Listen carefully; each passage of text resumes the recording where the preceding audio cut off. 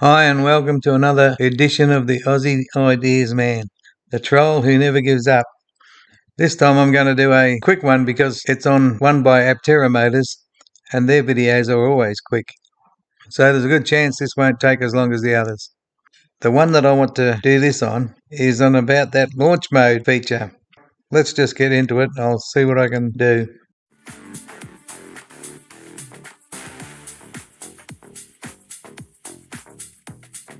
Taking videos of people laughing as they accelerate is just a snake oil tactic.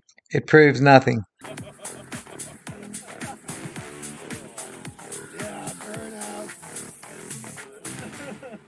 First comment about the people that are surprised that the silly trike picks up quickly. Well, it's just a feature of electronic motors.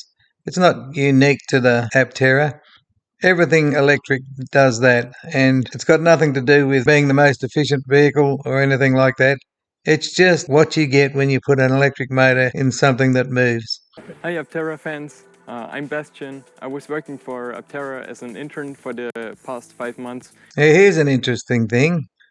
Aptera has an intern for the past 5 months.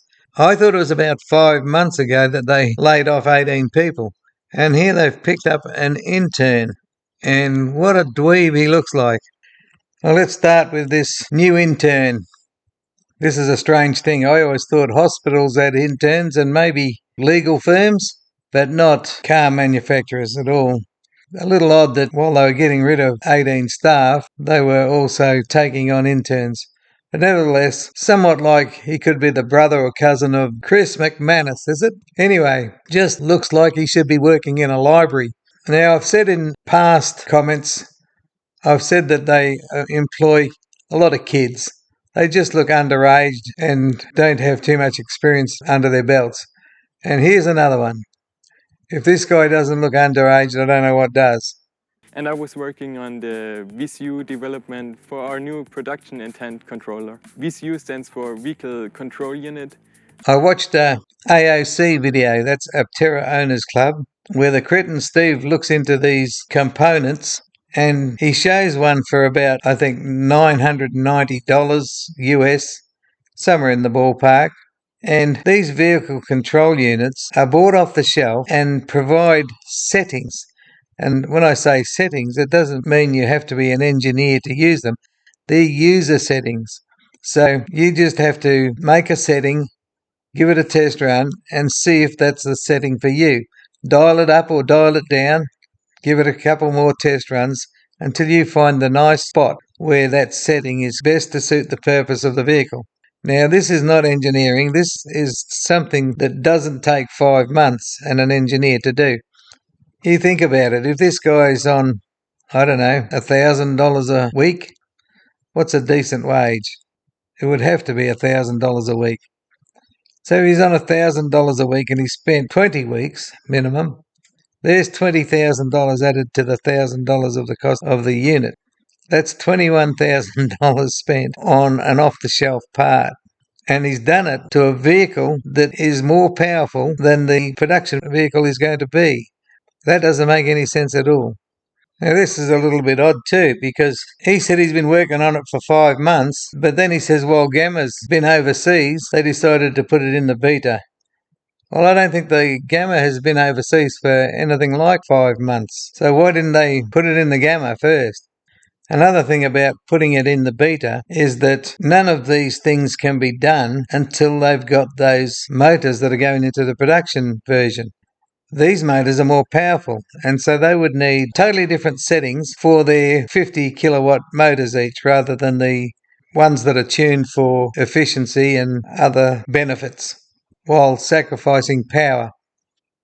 There is no point in working on the old motors for a vehicle control unit when new motors are coming. Sounds like a crock to me. It's responsible for controlling torque requests from the vehicle. It's determining if safe states are necessary and what kind of torque values should be commanded at the current speed and accelerator pedal position. While Gamma is traveling the world, we got our new production intent vehicle control unit and we decided to put it in beta for real-world testing. We experimented with a lot of different pedal mappings. We've chosen the one that feels the most comfortable for the driver, and it greatly increases the driver experience. Our pedal mapping is able to adjust to different battery charge and discharge limits. Our mapping still feels predictable even when battery discharge changes at low SSC or high temperatures.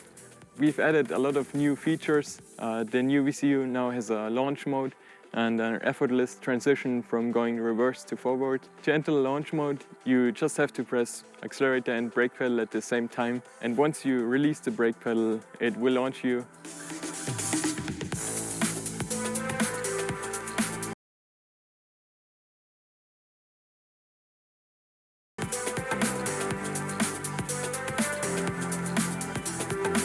We also worked on a torque rate limiter, so we get the best acceleration possible by reducing wheel spin. Yeah, my favorite feature is the forward to reverse transition. You can enter the forward drive mode even when we are rolling reverse slightly with up to 5 miles per hour.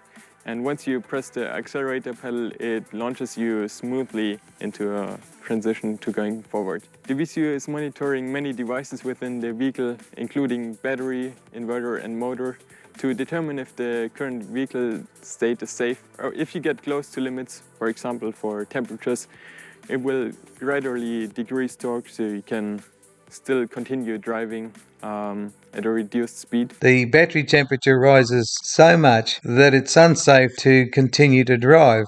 Otherwise, you become a fireball. So what they do is they cut down the power. And by cutting down the power, they cut down the rate that heat is rising. This cutting down the power is called thermal throttling. It means it takes over your throttle or the foot pedal that gives you power. Months and months ago, near the start of when I started complaining about the skin cooling not working, I had many conversations in the comments about the fact that I thought Aptera would thermal throttle so badly that it would park itself on the side of the road for half an hour at a time or more. Nothing was ever said about it, but now this dweeb has finally said this vehicle control unit will provide the thermal throttling for this car. Of course, there's no data about how severely it will do this, but I'm saying it will be extremely severe.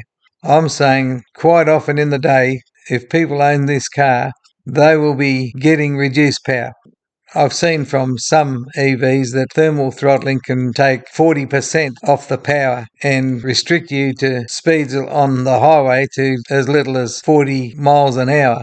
But I believe that the Aptera will do a lot worse than that, in the fact that it will restrict you in many cases to 5 miles an hour, and in extreme cases it will stop you completely for a long wait until it finally cools. Yeah, I was always fascinated by Aptera's mission to develop the most efficient transportation possible. So I was very grateful to be part of this project and to make a great contribution to accelerate the path to production. When the Aptera comes down the hill, following those skid marks that have been made on prior drives, and it brakes, you can see how much it yaws as it brakes. It can't brake in a straight line. And cars these days don't yaw that much at all. They have systems that allow it to brake in a complete straight line without the tail end fishtailing.